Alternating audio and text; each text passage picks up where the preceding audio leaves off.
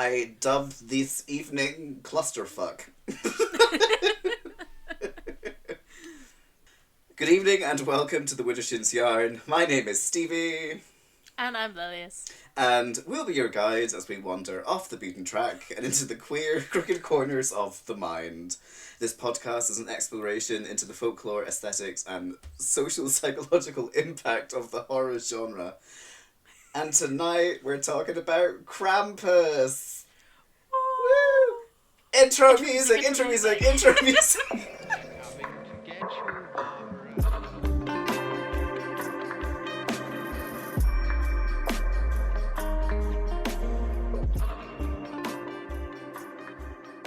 And we're back.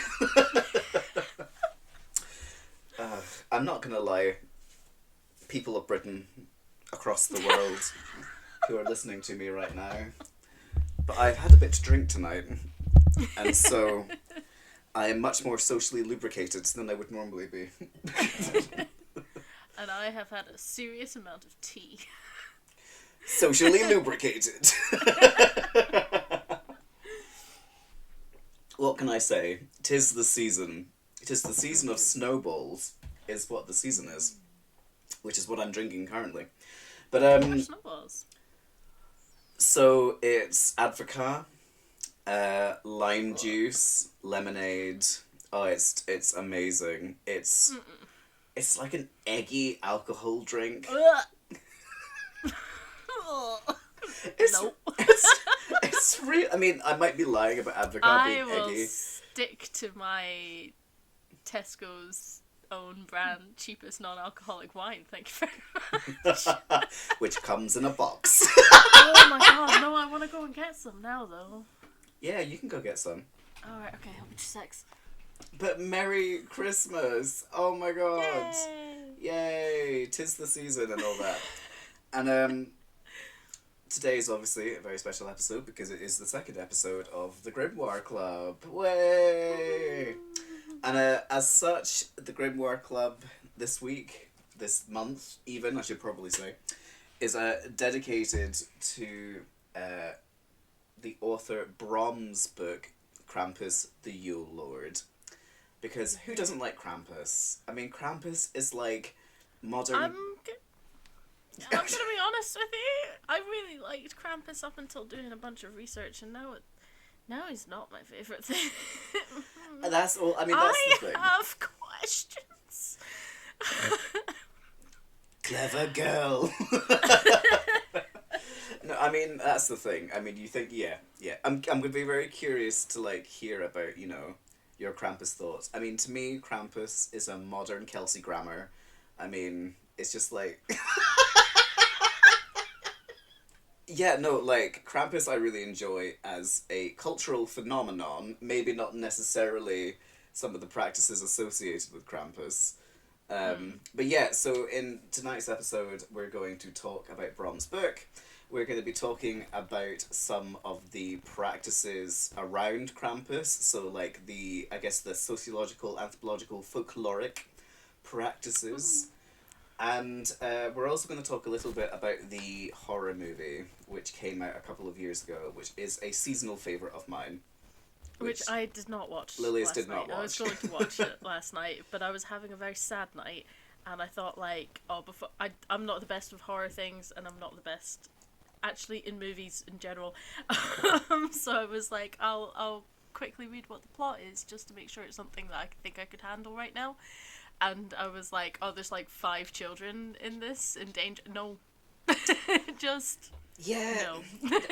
I mean, I'm sure it's a comedy horror kind of thing and camp horror, do you know what I mean? So I think I probably do want to watch it at some point, but I was just not in the right headspace last night to be diving deep into it.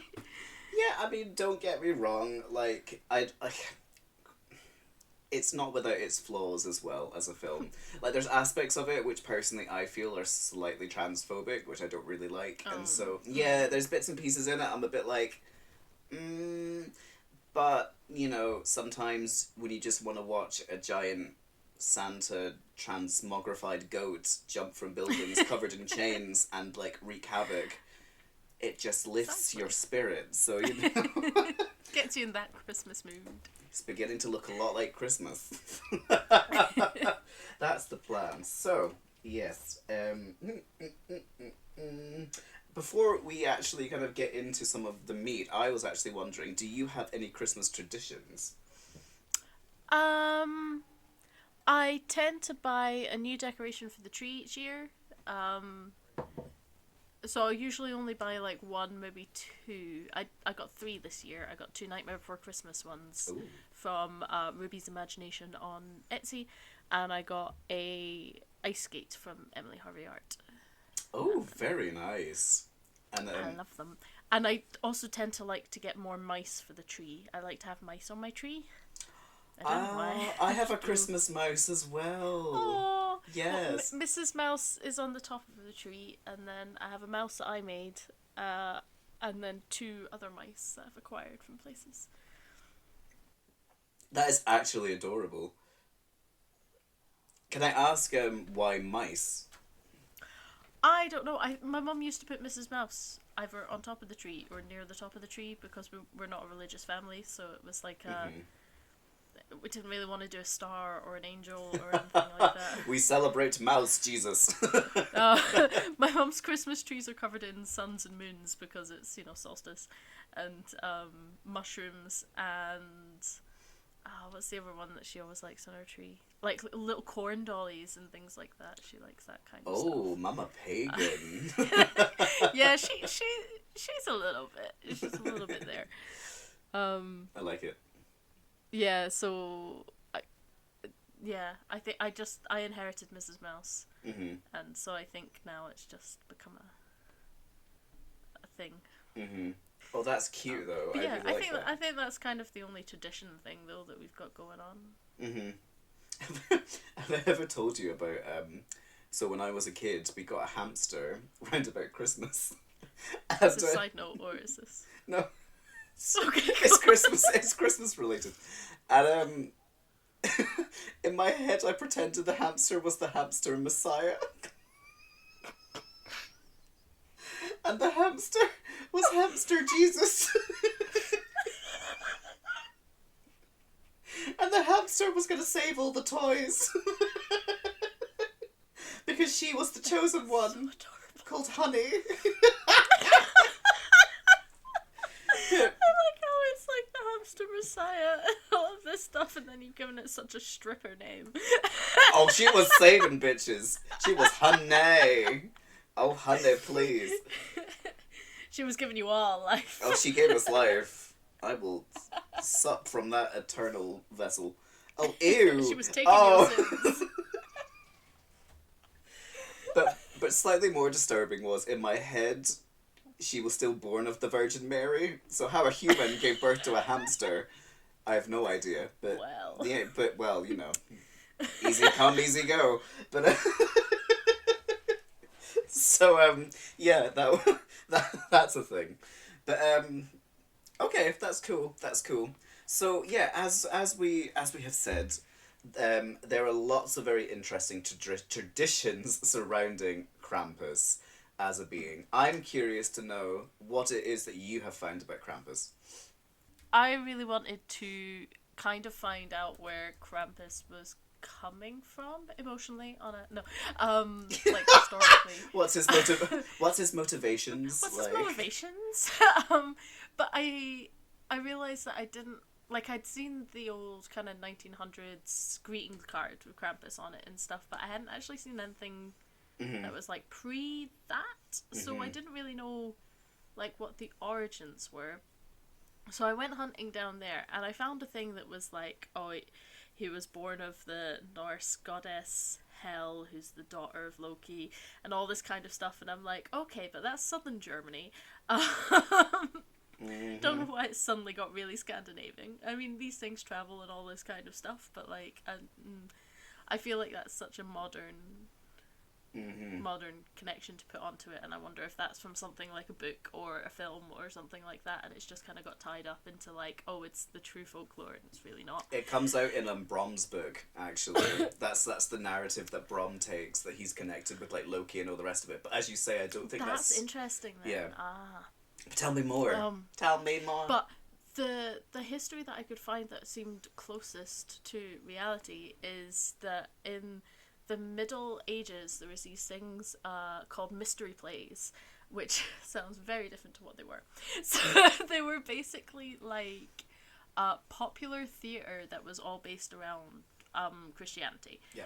And they were put on kind of European thing, so it was mostly like France, Germany, that kind of central belt in Europe kind of thing. I'm just gonna put a side note in here that I performed in a mystery play.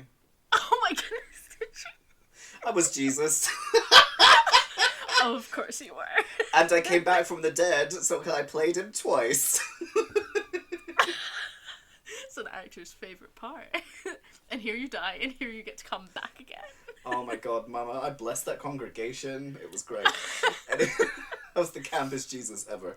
Anyway, sorry, go ahead. Well, the mystery plays sound pretty camp, because there were like, from the little parts that I could see and stuff anyway, the part where they think it's related to Krampus is there was lots of ones which had St. Nicholas in it. Mm-hmm. And St. Nicholas was known as like the banisher of demons and all of this kind of stuff. So like Satan would appear as this kind of trickster, camp Satan, not like all source of evil Satan, proper like, oh, I'm gonna get ya kind of Satan. Twiddle your mustache, thing your sack over your shoulder. Wah, wah, wah. Yeah, like really that.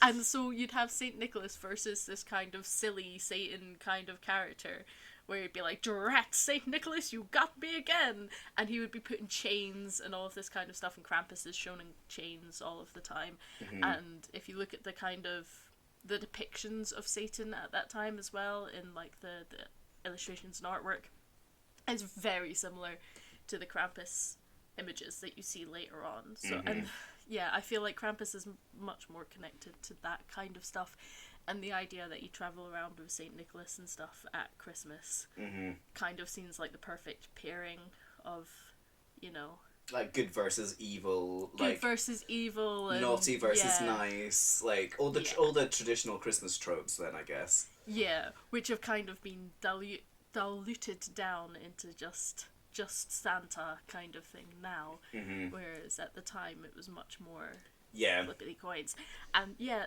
where all the not very nice Krampus stuff is as well. I don't know.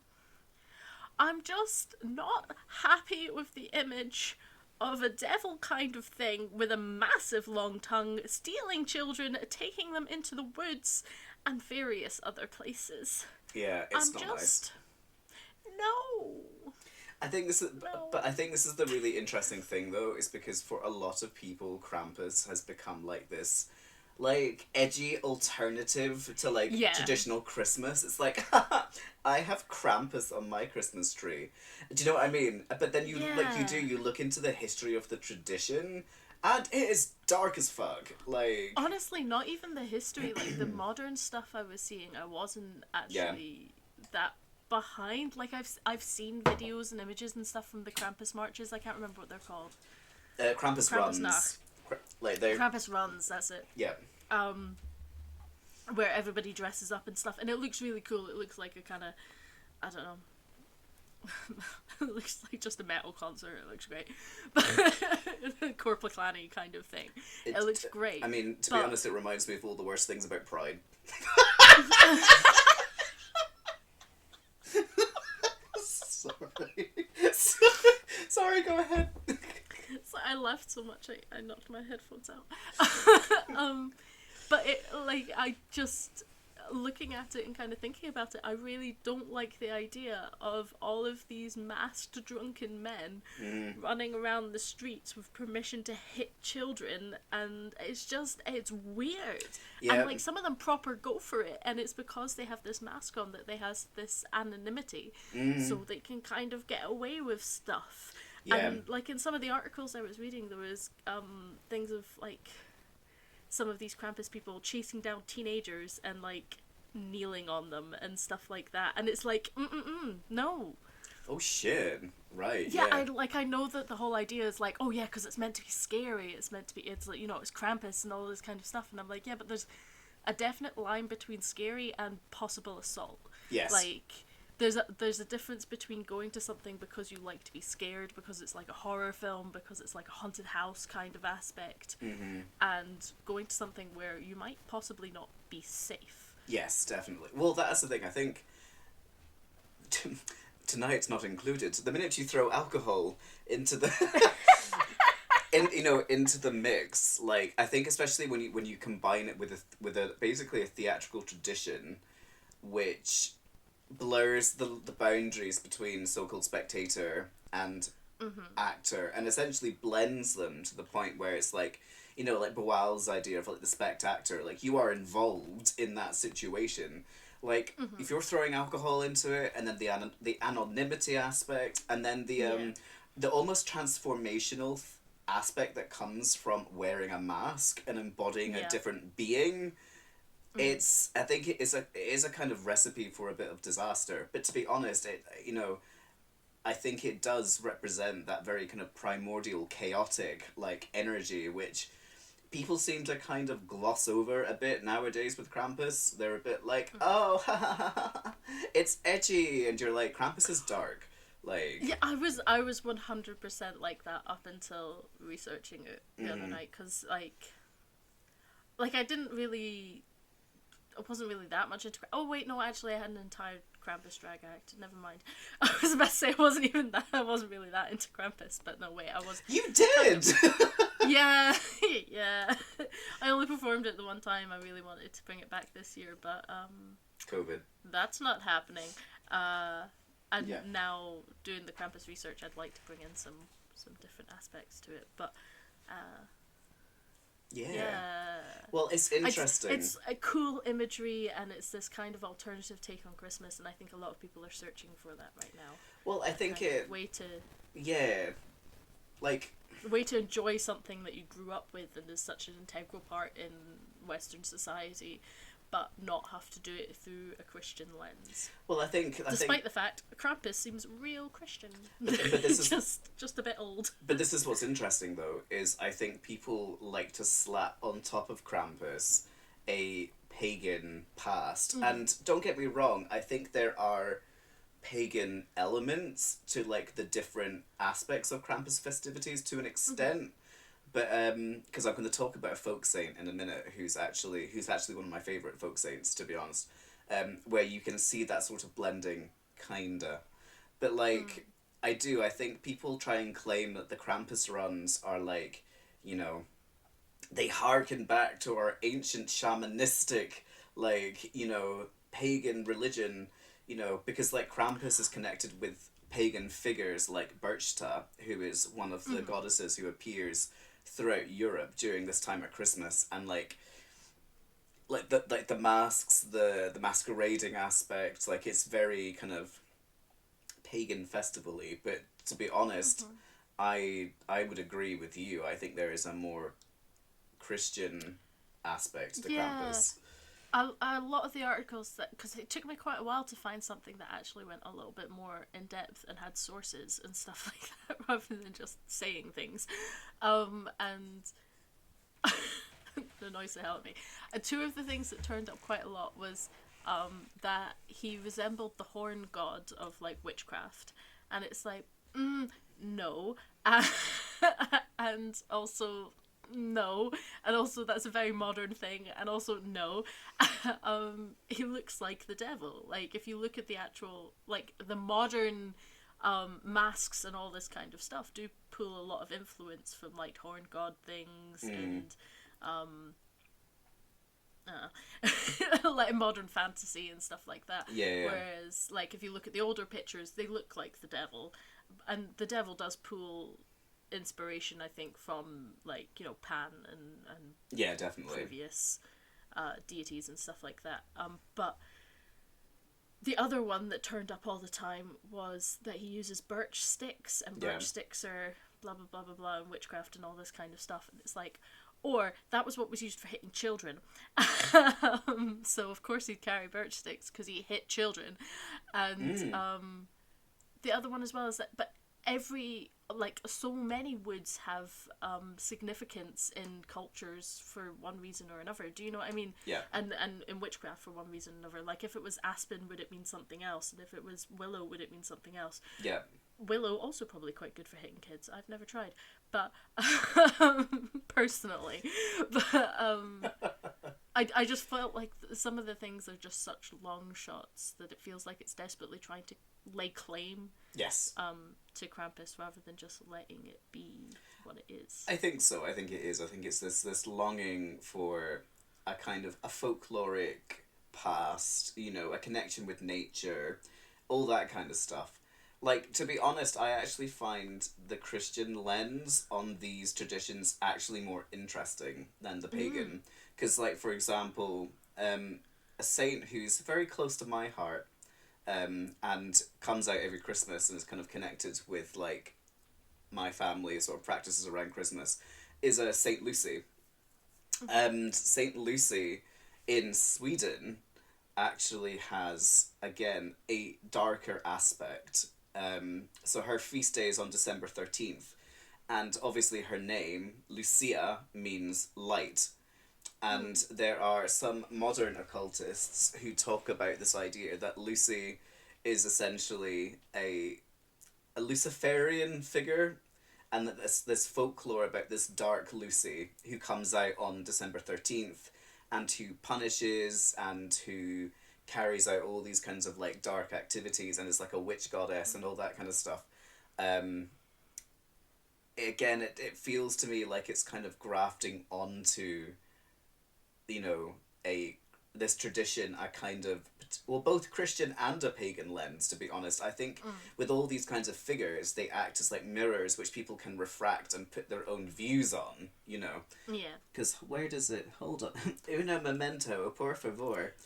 Well, whilst you're looking for it, then I feel like so much of that stuff is intertwined and mushed together because you have communities who have celebrated things a certain way for so long. Yeah. And then with the introduction to Christianity and the change over to that, those celebrations will have just get intermingled into their Christian celebrations. So you're gonna have things that hark back to things that are much older practices and much older traditions within communities and stuff, despite the fact that the aesthetics of them or the meaning behind them or something like that might have totally changed, but it's still there in a weird kind of flip way, and it's really hard, I think, to go back and untangle all of that stuff because history wasn't written very well at that point. And, you know, history is a thing that is constantly changing and evolving, you know. Yeah. We are making history in this moment. Yeah. I always am. But Wait. the intricacies of small... Ay! Sorry, that deserved Thorpe!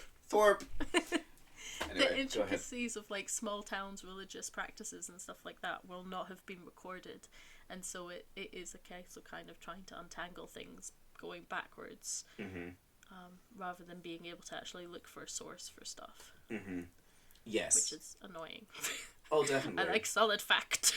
Oh, but this is really interesting though, so hold on, let me find this. So, it's interesting, this article talked about Lucy being the leader of the Yule Lord, which is the Christmas ride, which again is linked to the Wild Hunt, which comes, you know, which appears all across Europe. So it appears in Britain, it appears in Germany, it appears in like Sweden, and it's like this cavalcade of like ghosts and spirits and souls who haven't been baptized and all this kind of stuff, like all ride through the night sky during the winter months. And I feel like I'm totally going back on myself being like, I don't think these things have a super pagan like antecedent. But I mean, I guess what you see within these traditions, like you just said, it's a blending. And I guess what we are experiencing more these days is, I guess, it is the more Christian element. Like, it's difficult to really unpick the older pagan elements. Do you know what I mean? Yeah. It's interesting as well how everything that we've been kind of staying up here of Christian tradition and stuff like that for Christmas, and looking at older pagan stuff, it's this sense of like duality is there for all of it. So it always seems to have this like this good and bad thing. And I'm wondering if that's like because it's, you know, the middle of winter and it's dark and cold, you're probably losing a lot more people. Yeah. Because of the cold, and lack of food and stuff like that could be a problem and things as well. So there's definitely this heavy kind of darkness that surrounds this time of year for European, in a way, cultures. And then you've also got, I guess, because it's midwinter, it's this promise of light and this promise of that it'll ease up and all of that kind of stuff. Yeah. So it makes, I guess it kind of makes sense that there's this duality stuff. And I think even now we still have that. So we have like this, oh, it's wonderful, we have Christmas with our families, we have these big meals and all of this kind of stuff. But at this time of year is also when you're very aware of homelessness and mental health, like seasonal affective disorder, and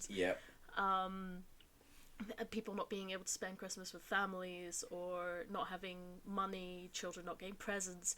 Do you know what I mean? We still very much not celebrate. That's not the word to use. No, but the season... we still very much have that duality in our culture, even though our culture is so different. Well, that's the thing. I think what you're seeing in these figures is an embodiment of everything that you're talking about.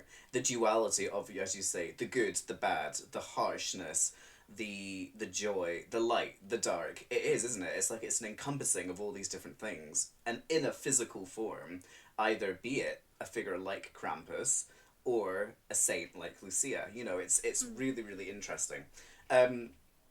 I've just realised we haven't actually described what Krampus looks like. Oh no. So... We've just assumed. We've just assumed, which is a cardinal sin. I do apologise. We should not have just assumed. So yeah, so just to kind of explain what actually is Krampus. Krampus, as you described, Lillias, very much appears as like a kind of a devil figure, like this kind of goat man with big horns, hooves, like this really long, creepy tongue. Quite often he is in kind of pop culture depicted as like wrapped in chains, which reflects this idea that he is obviously, as you say, been imprisoned, but also that he has a hellish aspect. He's basically like the anti-Santa, really. Yeah, he often has a sack on his back, or a straw kind of basket on his back to put children in to take them away. And he often has either like a sack of birch sticks, or he's carrying like some kind of birch whipping device, which he uses to like beat people with, which is mostly children. And the idea is that good children would be visited by Saint Nicholas and be given good things, and bad children would either be given coal, hit, or literally just taken away. Somewhere said like taken away into the forest, and they just wake up there the next morning, and I'm like, that's awful. That's so much worse than the other, which is like, and taken away to hell. And I'm like, okay, that's a weird concept, but just taken away to the forest and then they're there. I don't like that. Oh, but my god! But is this a remnant of like an old tradition where children who were like really awful were literally taken from their homes and dumped in a forest, and they had to find their own way possibly back? Oh my god, that's awful. Yeah, I don't know. It's all kind of messed up. So anyway, that was the quick like 20-second explanation of actually what the fuck Krampus is. But yeah, so the film Krampus is really interesting. It came out, I think, in 2019, and it really is this kind of pushing against or rejection or critique of capitalism, in my opinion. So like, you know, in its opening scene, it's kind of got all these people pouring into this like superstore, knocking each other over, wrestling each other to the ground to get to the presents, being tasered by like the staff, like, and all while this is happening, it's beginning to look a lot like Christmas is being played like over the top, and it really is this kind of focusing on the really negative aspects of consumerism and selfishness and all that kind of stuff. And it's kind of that tension between old values and new, which kind of spreads throughout the film. So in it, there's a wee boy who has got his traditional German grandmother who doesn't speak English, who, you know, she bakes her own Christmas cookies and she's a good Catholic. And so he hates it. He hates when his family come to visit, and like they're all really mean to each other, and everyone's grumpy and not in the Christmas spirit. So he finally gives up on Santa, and he like tears up his letter and throws it into the air, which summons Krampus. And essentially, the family are punished by Krampus for not having the I Christmas love how spirit. it's like a really messed up Mary Poppins. No, but Mary Poppins was fucking dark as well, though. That's the hilarious thing. Yeah, and the book rather than the film is very dark. You know, like, there's this foreshadowing very early on the film where they're watching A Christmas Carol on the TV, and Scrooge is being visited by the ghost, and it's all, you know, it's this idea that if you are not self-sacrificing, if you are not kind, you are not jolly at Christmas time, you know, you're gonna get attacked by an evil... You're gonna get Krampused by an evil goat man. And, yeah, it's like... I don't know, like, there's... I understand what it's trying to say, but there's aspects of it that really make me go, Like, so, for example, like, the sister, really early on, the teenage sister is, like, killed because she, like, deserts her family to go find her boyfriend who's taking drugs and probably having sex, and then so she gets killed. And then, like, the cousins who are really awful to each other, the two girls who are cousins, you know, they get, like... It's all about punishing people for, like, their wrongdoing. And, like... I don't know. There's very much a, like, this is so pure. Like, there's this dichotomy between the purity and, like, the selfishness, which I think is important to not be selfish, and I think it's important to, you know, care and love for other people. But it's very... Like, I think the whole ideology behind Krampus that we've seen in the folk aspect of it is very scary, to be honest. And... I don't like it. Can't we just sit down and talk about our feelings? Why do we have to, like, summon Krampus? Yeah, very that. I don't want that bitch in my house. Yeah, I'm just also 100% against the punishment of children in any form that's like that. Do you know what I mean? Yeah. Children are selfish, and children are materialistic and egotistical and stuff because they are still forming themselves as people, and I don't like the idea of punishing people for being human. And I think it's better to, like, yeah, 100% instill good values and stuff into children, but maybe, like, not hit them with sticks. Just an idea. Totally out of the box concept, but... Yeah, definitely. Which, you know, it actually makes me really happy that Scotland has now obviously made it illegal to smack children. Yeah, so I was like, oh, that's a happy coincidence, you know, coming with the Krampus episode. But it's so 100%. Good, though. It is. It makes me really happy that, you know, obviously that's illegal in Scotland now, which it should have been illegal a long time ago. As seriously as it should be. Definitely. So the book Krampus, I have not been able to get my hands on a copy, and I'm still reading Summerland. So that's okay. So yeah, Krampus the Yule Lord, by Brom. Brom is an amazing author. He has done a lot of reinterpretations of books and stories like Peter Pan, and given them a very gothic, kind of dark twist. And the same as... Oh, it's so good. The same as here, really. He's also an artist and illustrator as well, so he both obviously writes his books and he illustrates his books, and, like, the illustrations are just amazing. Yeah, and, like, I've just started getting into Krampus the Yule Lord, but it's so good just to cuddle up at night with it and just kind of and read it, because it is very evocative, and its mythology is interesting. Like, it follows along the line of what you were saying at the beginning of the episode, where it talks about a link between Krampus and Loki, the Norse god of, like, mischief and transformation, and Santa is linked to Odin. I was like, yes. There's seen this link of Santa and Odin and stuff like that before. I've definitely seen that somewhere. Yeah. I love that whole thing, though, of tying it into Norse mythology and all of that kind of stuff. It sounds really, really cool, and I think it like, as a concept, it really works. Yes. Oh, definitely. Historically, I don't think it's accurate, but as a concept, it really, really works. I think it really works as well. And, I mean, I'm sorry, but I slightly fangirl over the image of, like, Daddy Odin Santa, which probably says a lot about me. Oh, dear. no.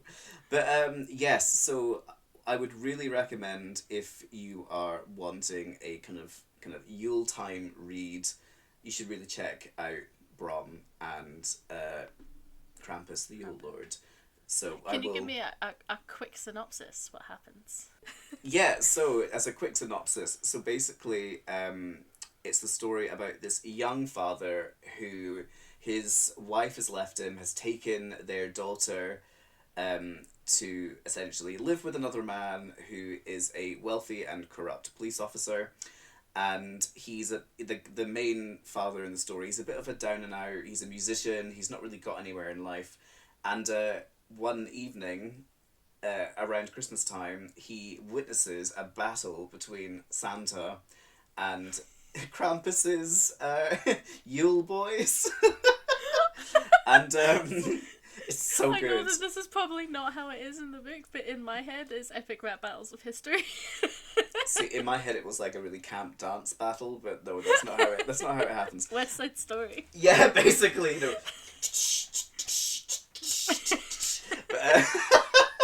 but so he witnesses this happening, and he actually ends up like one of Krampus's followers ends up falling through the roof of his trailer and killing him. The guy, not the main guy in the story, and like basically he finds with the body Santa's sack, which has got obviously all these magical powers. Like it can stop it. Sorry, continue. I saw that face, you dirty minx. But but obviously the sack is magical, and stop it! You're so naughty.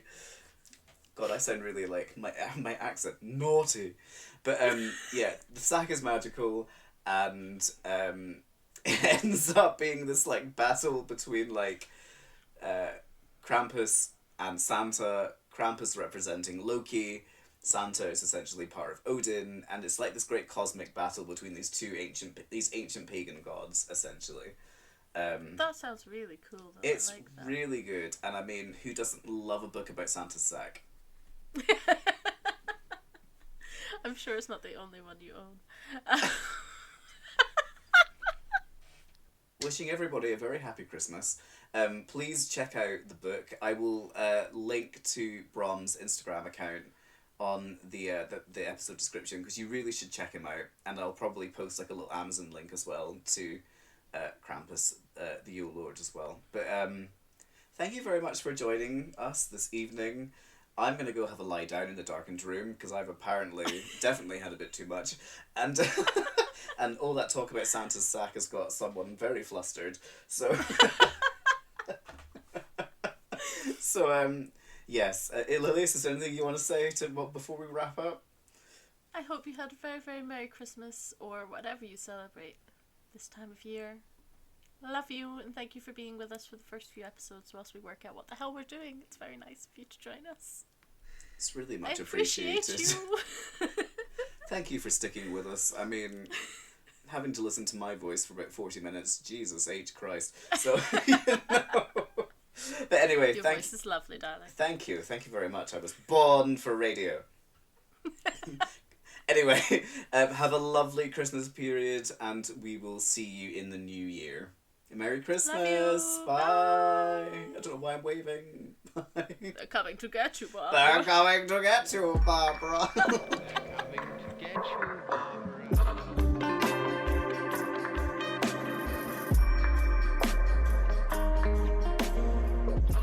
This is why you should never drink and work at the same time.